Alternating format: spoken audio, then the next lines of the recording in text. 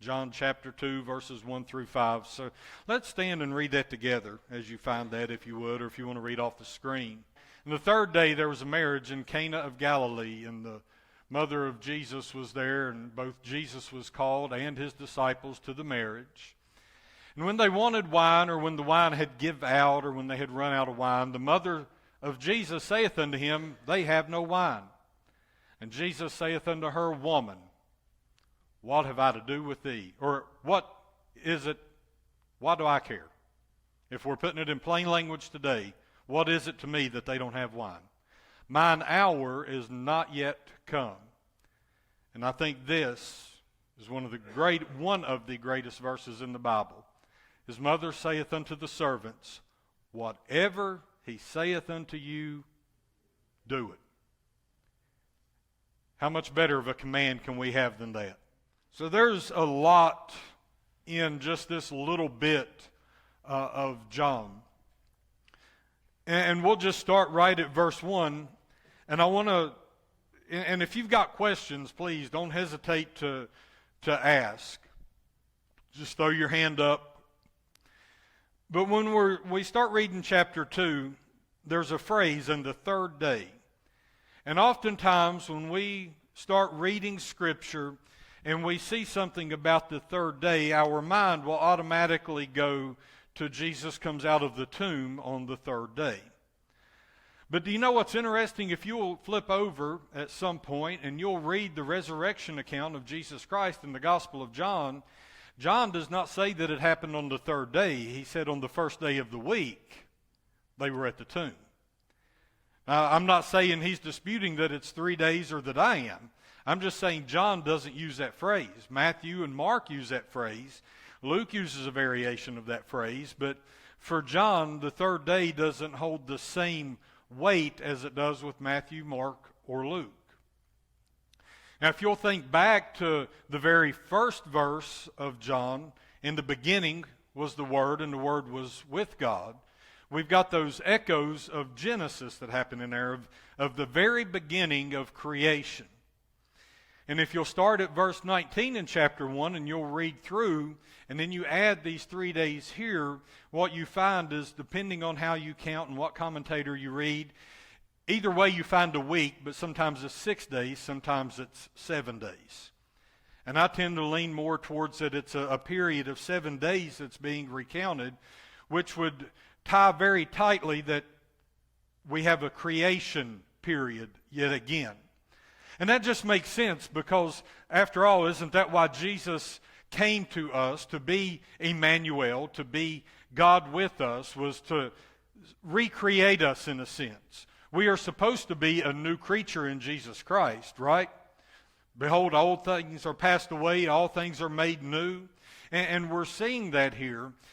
And I think it's significant, the event. We'll talk a little bit about that. So when he says in the third day, I don't think he's pointing to a period of resurrection or anything like that. Rather, it's the completion, and he's bringing you to that 6th or 7th day to tie together creation. Just like he talked about creation and he echoed Genesis in the very beginning, I believe this is that recounting of that week.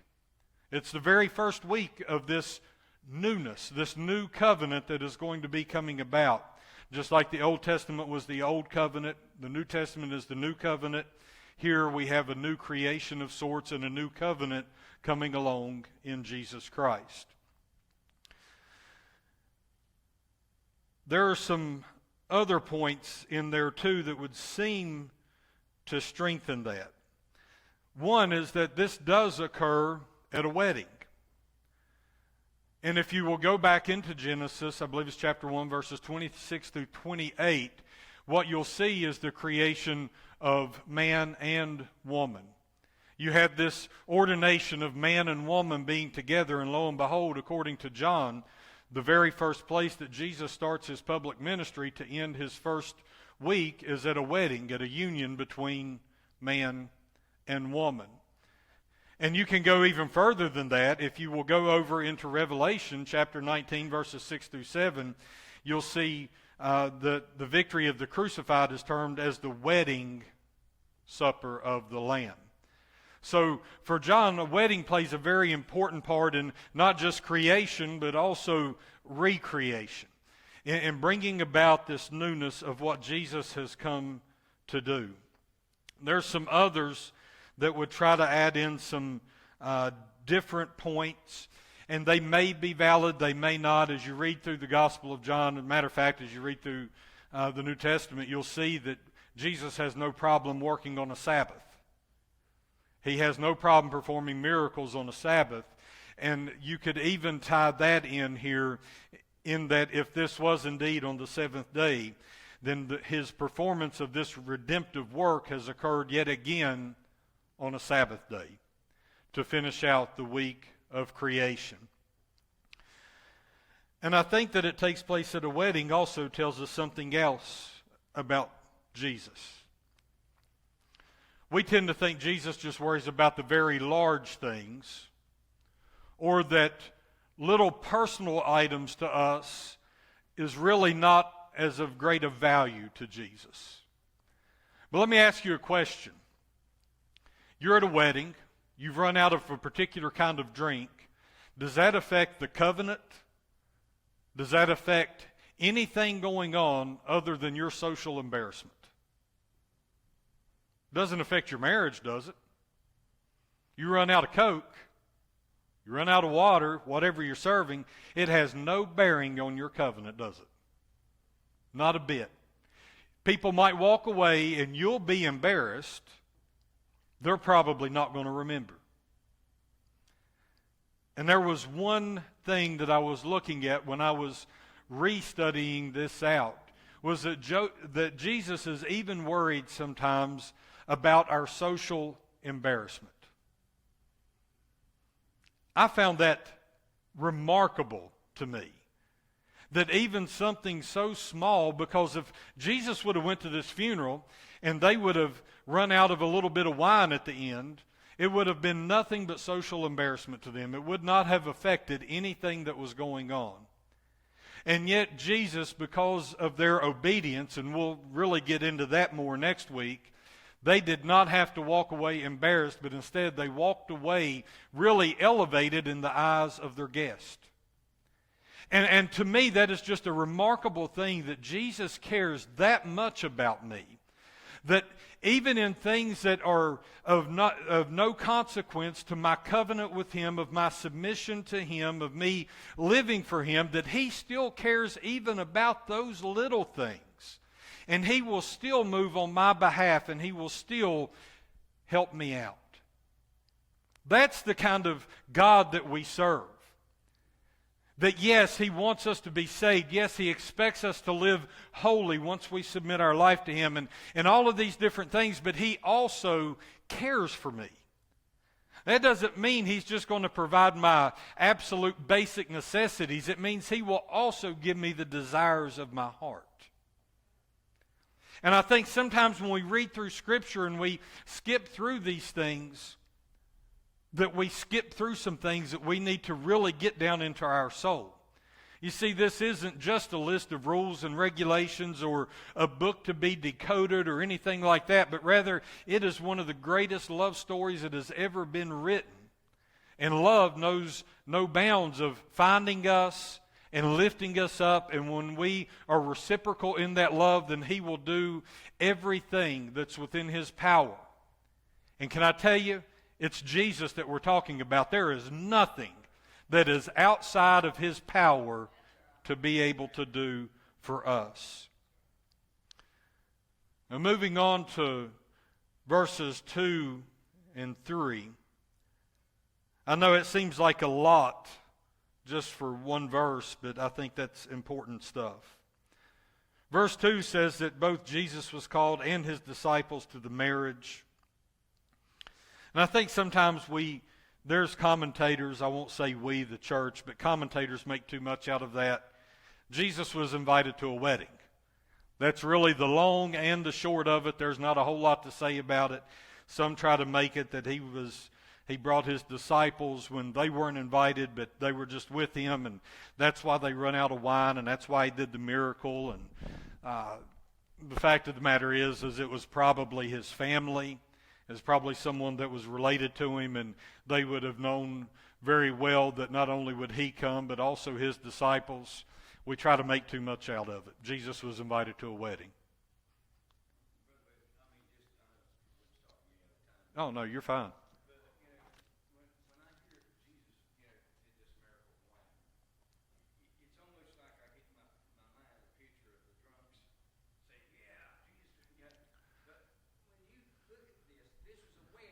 Right. It wasn't a party of drunkards get together. It was a wedding. Jesus' mother was there. Jesus was there. Yeah. So I don't know to the extent of what wine we're talking about there, but it's in my mind, there's no doubt these people wasn't drunk, slobbering around and cursing and stuff like that. So, Right. No, and we'll talk more about that next week when we talk about the wine and we actually get into the miracle part of it. Because there's some clues in the text. If you'll pay attention to the text, weddings often got like what you're talking about. And there's a verse in there that will tell exactly that. And truth be told, it probably was wine. But wine then wasn't like wine now. It was cut down, and they didn't have this to drink. If you drank water, it was out of something that would kill you. And so they would have to do something to purify it a little bit. But we'll talk more about that next week. But yes, I believe you're right in that they didn't get to that point at this particular wedding. But I think there's also things in the text that will tell us that typically did happen, but it didn't happen here. So long and short, they were at a wedding. They got invited to a wedding. And it says, and when they wanted wine, or quite literally, when the wine ran out. In other words, they had wine, they had put it out, and by this point, on the third day there was a wedding, but if they're getting to the point to where the wine is running out, then we've probably progressed a few days beyond day 6, 7. Because these wedding feasts would not just be a one-day event. They would typically be a multi-day affair. So they had been there for some time. The wine was running out. But if you read verse 3, you don't see a name for Mary. We know it's Mary. The whole world knows it's Mary. But if you read the Gospel of John and you have nothing else to read, all you have is the Gospel of John, you will never know the name of the mother of Jesus Christ, ever. Her name is not mentioned the first time in the Gospel of John. Not even at the cross. Matter of fact, she's really only mentioned twice. Once is here at the very beginning of the ministry of Jesus Christ. And the other time is at the very end of his ministry as he is on the cross. And both times he calls her the same thing. And it's not mother and it's not Mary. It comes up in verse 4. But she looked at him and she said, "They have no wine." Now here's something I want you to think about. You look in the synoptics, Mark, Matthew, Luke, and even actually in John we have, the miracle of feeding the multitude. But specifically in Mark 8:2 and Matthew 15:32, they use this phrase, "they have nothing to eat." And in John we see that Jesus is the bread of life, right? We get that in John chapter 6. But as I was reading today, sometimes even after you've read something 20 or 30 or 40 times, you see something different and new. And as I was reading that, I couldn't help but to think that yes, Jesus' body is the bread. And when we have nothing to eat, if we will go to Jesus in communion, that we have something. We have something that we're not going to hunger again, right? But here, they have nothing to drink. And what is communion? It's bread and what? Wine. And given that this is a wedding, it's probably the culmination of this beginning week of ministry, beginning week of recreation, much like we had the week of creation, we've got a week of recreation.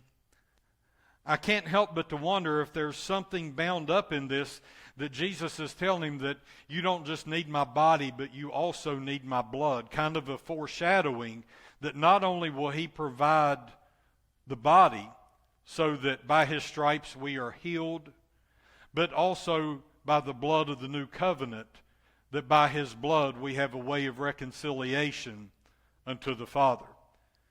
So instead of getting this thing of they have nothing to eat, the very first thing we see in John as we're going through is they have nothing to drink. And you do kind of see that theme play out even in chapter 4 when the woman at the well, when he's saying that if you'll drink from this well, not that well over there, but if you'll drink from this well, you'll never thirst again. So I wonder maybe if that's not something that's being played out here very early in the Gospel of John also. I'm not saying it is, but I think it's definitely a very real possibility that we're seeing this very effective work of the blood of Christ very early on, that he's painting a picture of what the end of his ministry is going to require of him in his blood at the very beginning of his ministry in providing the best wine that's available at the wedding. Now, if y'all have a thought to add to that, then by all means do so.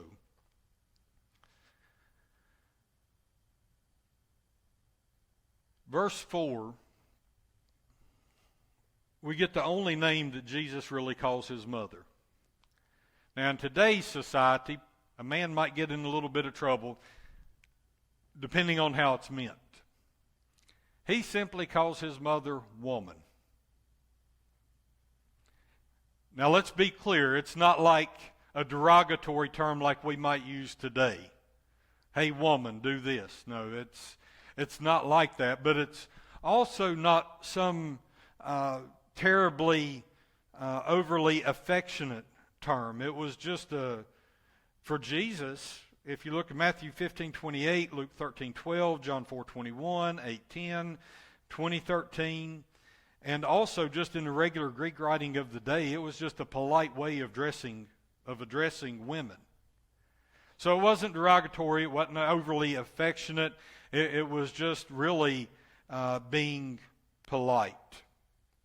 But it was very odd for a son to address his mother in that way, even then. But yet that's all we get. That's the only name we get for the mother of Jesus is woman.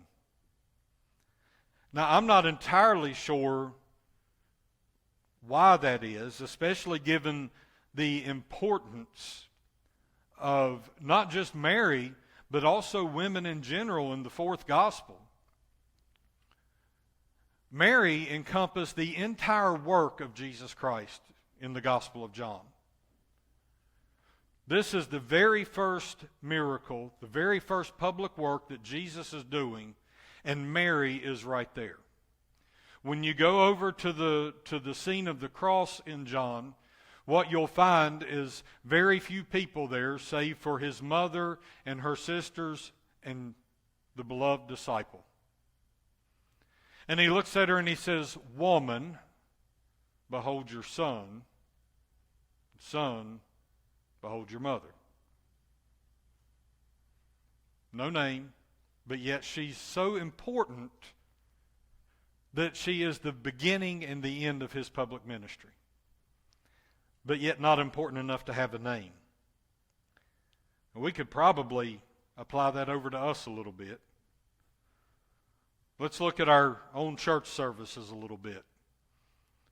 And I'll use me and Stanley because we're generally the ones up front This is no knock on you, brother. I love you. I appreciate you and what you do, and I believe you're called to do what you're doing. But we're the beginning and the end of every service, are we not? I mean, truth be told, Brother Stanley and myself are the beginning and the end of every service. But sometimes, maybe we shouldn't even have a name in what we're doing. Sometimes maybe we ought to just be man. I ain't going to say woman. We're not going down that road. But maybe we ought to be more like Mary, the mother of Jesus, that we don't even have a name or really even a title sometimes. We're just the one that starts and the one that ends, to bring Jesus onto the scene and to let everybody know what he has done. And I don't mean that in a bad way. I know, we're supposed to respect our elders. We're supposed to respect those that have authority over us in the Lord, that type of thing. So I'm not knocking any of that. I'm just saying John paints a different picture. And we see it at the very beginning that whoever I am and whatever my role is less important than Jesus Christ. Whatever anyone in this church does is less important. Yes? Jesus being omniscient and knowing everything, probably did this, and the Holy Spirit moved upon John to lessen Mary because he knew that the largest church this world was ever going to know was going to elevate her to a status equal to Jesus. I hadn't looked at it that way, but that is entirely possible. Because they do pray to Mary to intercede. One more thing. Yes. Jesus never does nothing halfway. That's why it was the best one. Right. Save that, and you save yours for next week, because we're not even getting into the miracle this week. We're just kind of looking at the run-up to it. But you're right, he never does anything halfway, and that has to play into this also, because the Holy Spirit inspired the text. And, is that not halfway if we put ourselves in instead of letting God have the lead? So I think we could take that grain out of that also.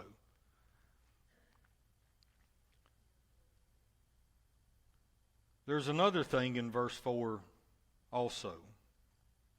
Not just that Jesus looked at his mother and called her woman. It wasn't disrespectful.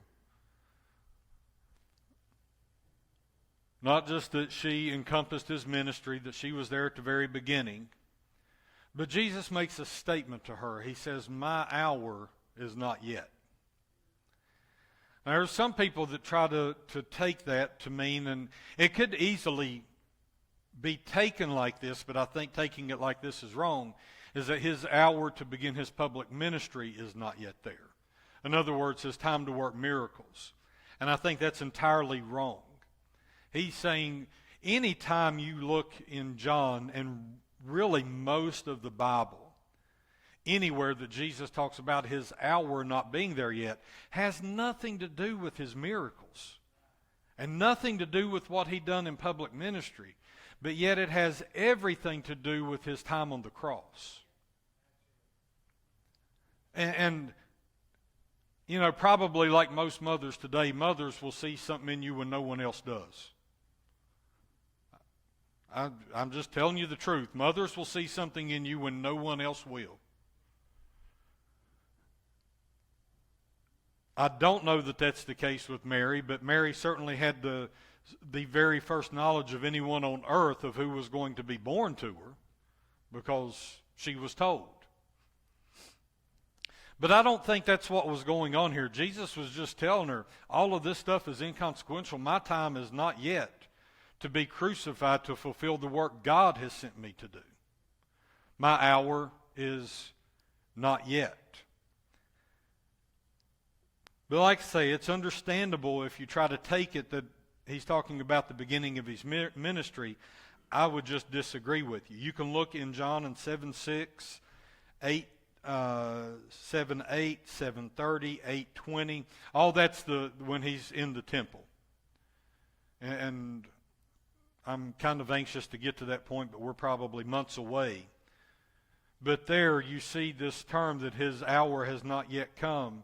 And we start getting this crystal clear understanding that in particular with John, anytime you see that, it only has to do with his hour of passion, if we want to put it that way, his time on the cross.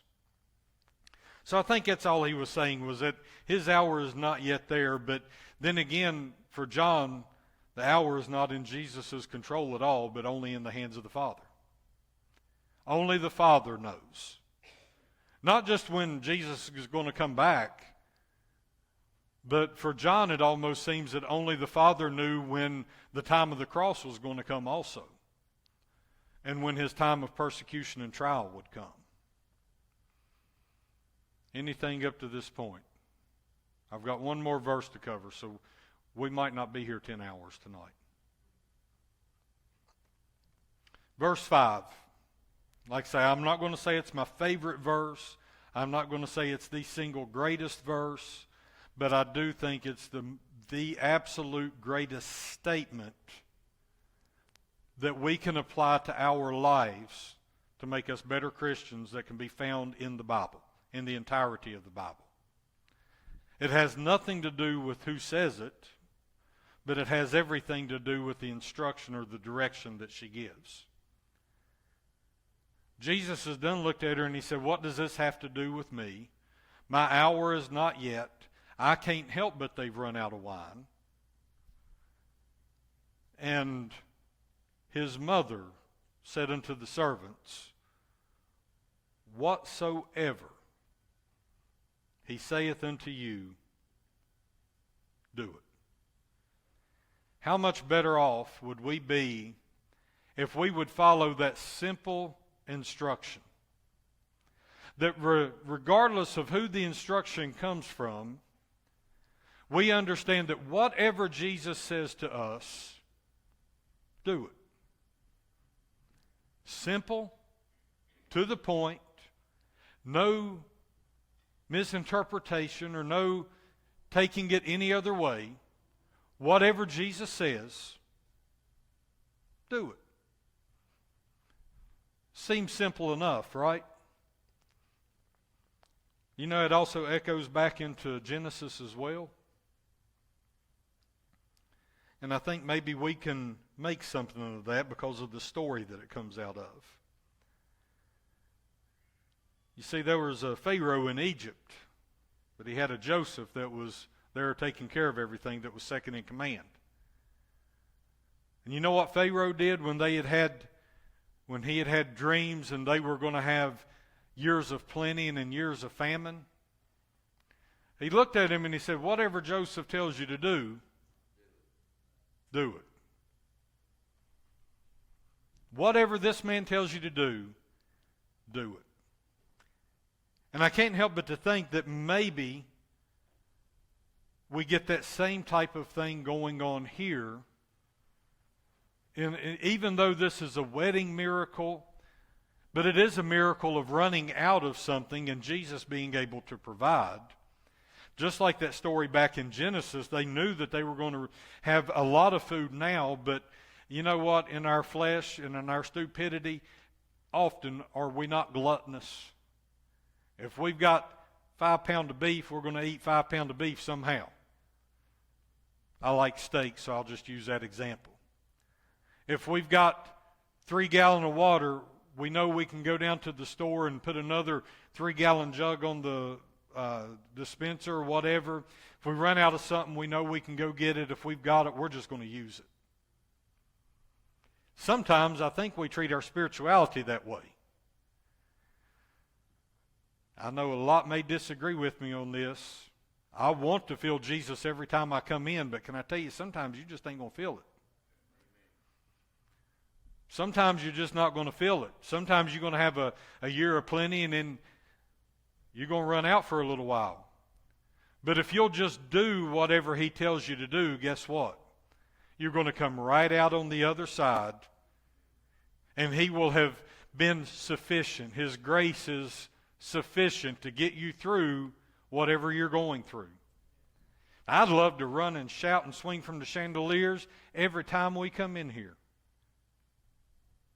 Truth is, it ain't always going to happen. But if we are obedient to what he says to do, then we're going to come out on the other side, and we're not going to run out of wine.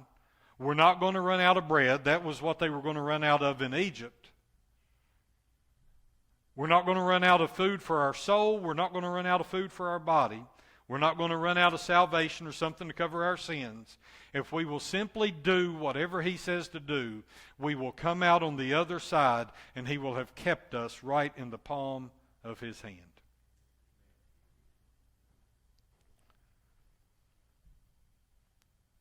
Here's what one commentator says, and then I'm going to stop. We're going to see if anybody has any questions.